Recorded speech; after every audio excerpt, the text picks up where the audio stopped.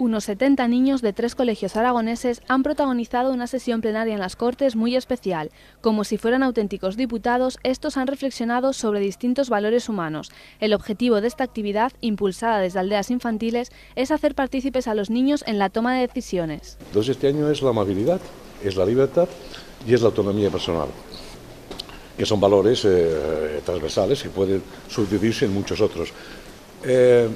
Y trabajar esto durante 3, 4, 5 meses es una forma de que esos conceptos queden realmente muy arraigados. Durante varios meses los alumnos han trabajado en sus clases sobre los temas propuestos y han consensuado una serie de compromisos expuestos en el hemiciclo. Hemos venido a hablar del compañerismo, de la amabilidad. Y nos le hemos trabajado mucho en clase para que nos salga muy bien. Los centros participantes han sido el Zalfonada de Zaragoza, el Santana de Sabiñánigo y el Colegio Nuestra Señora del Pilar de Monreal del Campo.